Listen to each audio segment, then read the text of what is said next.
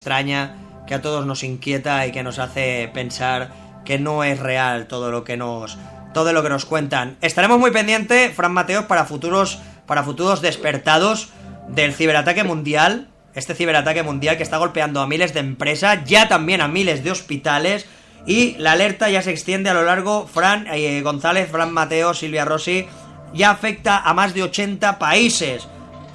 Yo creo que esto es un hecho más que contrastado. Ahí están los datos y nosotros hemos compartido en Despertados sobre este asunto en el día de hoy. Además, lógicamente, sobre este ciberataque, lógicamente, sobre ese CERN, ese Laboratorio Europeo de Física de Partículas Elementales. Fran Mateos, maestro, un auténtico lujazo haber compartido con usted y nos reencontramos en futuros programas aquí en Narradores del Misterio. Un placer y un fuerte abrazo para todos.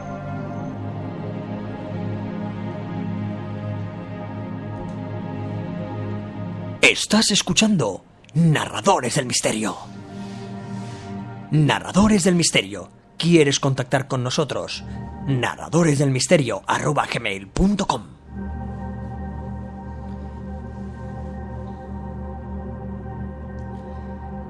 Y tras este fantástico monográfico sobre el CERN, y en futuros programas con nuestro compañero Fran Mateos trataremos y hablaremos sobre este ciberataque a nivel mundial, justamente este día 13, cuando ya son las 12 horas 32 minutos, ya sumidos directamente en la hora bruja. Pues en el futuro tendremos la oportunidad de conocer qué es lo que puede haber detrás de todo esto. En este preciso instante, ¿dónde nos vamos tras este apasionante monográfico? Los casos de Michael, en Narradores del Misterio. Muy buenas madrugadas, narradores, y sed todos bienvenidos una semana más a los casos de Michael. La historia real que os traigo esta noche nos lleva al norte de una localidad llamada San Francisville, en el estado de Luisiana, al sur de los Estados Unidos.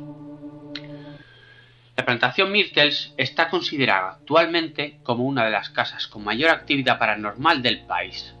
Y esto, narradores, no es por casualidad. Fue construida por el general David Bradford en 1794, en el mismo lugar que 100 años antes había sido un cementerio nativo americano. Desde entonces, el sitio ha sido escenario de al menos 10 muertes por causas violentas y extrañas. Muchos han sido los propietarios que en mitad de la noche han abandonado la casa por un miedo aterrador debido a la aparición de entidades paranormales, entidades que aún hoy en día se siguen manifestando. Me gustaría que conocierais el testimonio de Hester Heavy, una mujer que llegó a la plantación hace 37 años para trabajar como empleada y que desde el primer día percibió los extraños fenómenos que se suceden en la casa. Ella decía así: desde el principio comencé a sentir unos escalofríos inexplicables en muchas dependencias de la casa. A veces sentía que era mejor no entrar a una habitación. También solía escuchar pasos cuando no había nadie. A veces solía oler un perfume muy dulce. Al principio, cuando empecé a trabajar en Myrtles, no creía en los fantasmas, pero todo cambió cuando experimenté estos sucesos y conocí la trágica historia de Chloe, la niñera esclava de la plantación.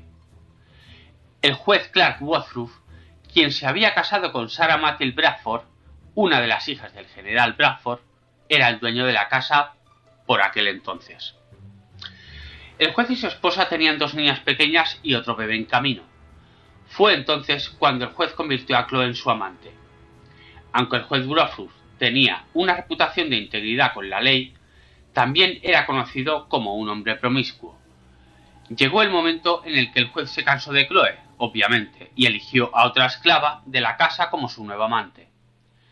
Entonces Chloe pensó que con esto perdería su posición como sirvienta de la mansión y que entonces sería enviada a trabajar a los campos. La señora Hester añadía a su testimonio algo muy interesante. Un día el juez Woodruff y su esposa sorprendieron a Chloe escuchando su conversación tras una puerta. El juez entró en cólera y se ordenó a sus hombres que cortaran una oreja a la esclava como castigo. A partir de ese momento, Chloe comenzó a usar un pañuelo verde con un pendiente sujeto a él para ocultar la oreja extirpada. Esto es importante porque veréis cómo luego se desentraña la historia y la causalidad que tiene en la aparición. La verdad es que a mí es algo que me ha gustado mucho, ¿no? Y como os decía, a partir de ese momento Chloe comenzó a usar un pañuelo verde con un pendiente sujeto a él para ocultar la oreja extirpada. Chloe, viendo que empezaba a perder el favor familiar y podía ser enviada a trabajar a los campos de algodón, preparó un pastel de cumpleaños para la hija mayor de los Woodruff y colocó una delfa. Una delfa es un veneno. Esto lo colocó en la mezcla de la tarta. Su idea era que la familia enfermara para que sus servicios fueran de nuevo requeridos y pudiera cuidar a la familia de nuevo y no la enviara a los campos. Sin embargo, Chloe recibió demasiada delfa en la mezcla del pastel y las dos hijas del juez, a las que Chloe realmente adoraba y quería mucho, murieron desgraciadamente después de la fiesta de cumpleaños. La señora Hester afirmaba que ni el juez ni el bebé comieron el pastel envenenado. Continuaba su testimonio diciendo: Chloe fue capturada y ahorcada en una de las dependencias de la casa. Desde entonces, el fantasma de Chloe ha sido visto a menudo tanto dentro como fuera de la plantación. Incluso ha sido fotografiada su manifestación ectoplasmática. A menudo se le ve con un pañuelo verde envuelto en un turbante alrededor de su cabeza, con un pendiente que cubre su oído perdido. Por eso os hablaba yo de la importancia de la historia en lo que es el matiz del pendiente. Se dice que su espíritu también es responsable de robar pendientes de muchas de las huéspedes que se alojan en la casa. Hester Heavy contaba que no solo era el espíritu de Chloe quien se manifestaba en Myrtles, ya que también fue testigo de la aparición de las dos hijas de Woodruff, las cuales murieron envenenadas, como os he contado. La antigua empleada de Myrtles lo explicaba así: las niñas a menudo son escuchadas jugando y corriendo en los pasillos. Muchos invitados han oído a los bebés llorar o reír cuando no hay niños presentes en la mansión. La señora Hester explicaba que otras entidades también ocupan la casa. Una mujer con falda negra que baila al son de la música que solo se capta a través de ruido blanco. El residuo de un capataz asesinado en la propiedad en 1927. Y el fantasma de una joven que se manifiesta cada vez que se acerca una tormenta a la plantación. Ella lo explica de esta manera, ¿no? Muchos invitados han oído el sonido de pasos en las escaleras y han visto la imagen de un hombre parado en la parte superior del pasillo. Se cree que el fantasma es de William Winter, un abogado dueño de la plantación, que a finales del siglo XIX sufrió un disparo mortal por un desconocido en el porche de la mansión. Herido de muerte, Winter murió en brazos de su esposa en las estancias superiores de la casa. Ella concluía su experiencia diciendo: quienes ven a Chloe suelen decir que ven una sombra azul de hombros caídos. Del cuello para arriba es una mujer negra, con un arete grande en la oreja derecha y un turbante en la cabeza. Chloe cuida a los huéspedes de la casa y a los niños que vienen a hospedarse. Muchos dicen que alguien los cobija por las noches, que a veces oyen risas de niños y llantos infantiles. También escuchan en ocasiones canciones de cuna. Evie confesaba en su entrevista a los medios del lugar que conoció muy bien las historias de estos fantasmas. Ella decía: he visto a muchos de ellos hace 37 años, cuando llegué a trabajar por primera vez a este lugar, y sentí mucho temor, pero ahora estoy acostumbrada a vivir con todos estos espíritus. Hay que decir que en la actualidad la plantación Myrtles es un hotel que ofrece alojamiento, comida y tours históricos sobre el misterio que ha ocurrido en el lugar. Y casualmente la señora Hester, que conoce muy bien la historia y la experiencia de lo acontecido, hay que decir que muy bien escogida es la guía. Y queda poco más que decir, narradores. Creo que la historia real que os he traído esta noche habla por sí sola. Cuando una persona acepta y convive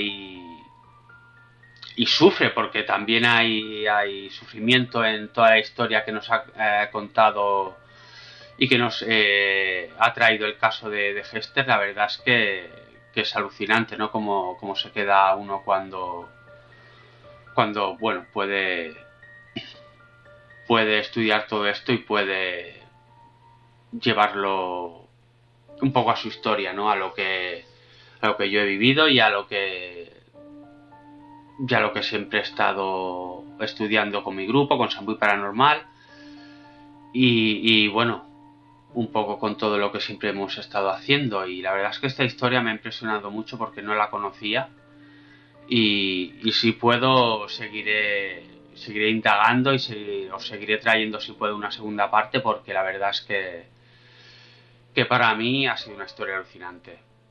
Espero que la hayáis disfrutado muchísimo y que os haya gustado esta otra sección que os he traído de los casos de Misael. La verdad, narradores, muy buenas noches y espero que tengáis unos paranormales sueños.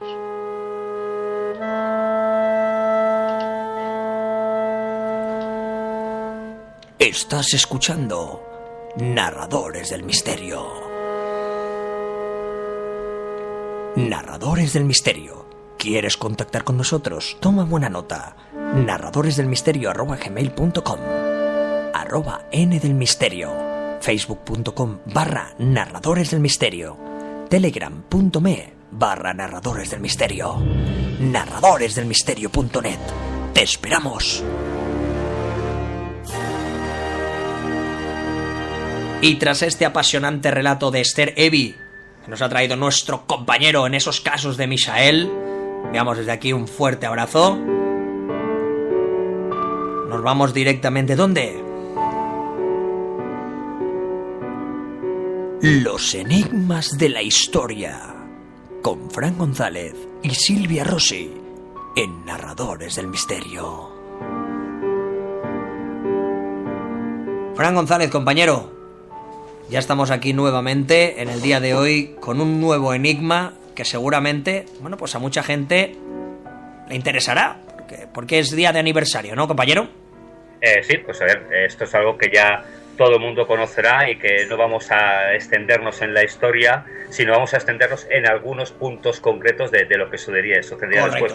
Claro, nos vamos a ir justo 100 años atrás, nos vamos al 13 de mayo, ya si es 13 de mayo, el 13 de mayo de 1917, todos conocen la historia, ¿no? 3 niños, Lucía dos Santos de 10 años y sus primos Jacinta y Francisco Marto de 6 y 9, fueron a pastorear ovejas, como de costumbre, a un lugar en Portugal que se le conocía como la Cova da Iria.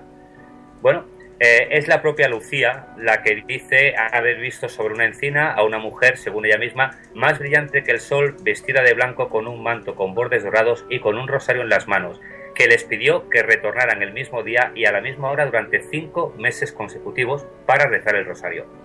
El pequeñín, Francisco, él decía que sí que vio, pero él no escuchó, ni hablaba, ni nada, y Lucía es la que se convierte en la portavoz de este milagro, precisamente a la única que no cree. A los pequeños los creía todo el mundo y a Lucía no. Bueno, previamente los niños habían tenido supuestamente unas apariciones de un ángel que les anunciaba esta aparición. Y efectivamente los niños pues anunciaron más apariciones, ya la gente empieza a creer y sobre el 13 de julio, en la segunda aparición, el 13 de junio en la segunda aparición, la Virgen les da la primera de las 3 profecías de Fátima. La primera es la muerte de Jacinta y Francisco. Pues 3 años más tarde los niños fallecerían de la gripe española, algo de lo que murieron pues más de 50 millones de personas en Europa. Vale, la Virgen hablaba de arrepentimiento en las sucesivas, lógicamente, como en todas las demás apariciones, exhortaba a Lucía para que convenciera a la gente de que erigieran una iglesia en su nombre. Y llega el día del Gran Milagro, el Gran Milagro que se le conoce como el Milagro del Sol. Ese milagro, bueno, pues, ese milagro que habrá mucha gente que no sabrá de lo que estamos hablando, pero es ese baile, ¿no? Ese baile, del astro, ¿no? Del astro rey, ¿no, Fran? Claro. Yo también voy a decir una cosa, y aquí por favor no me tildéis de ateo, aunque sea un poco, ¿eh? Si tú miras mucho tiempo al sol, o se te quema la retina, o al final ves al sol de alzar. Pero bueno, ahí lo dejo, Fran, yo quería decirlo. Claro, a ver, bueno, este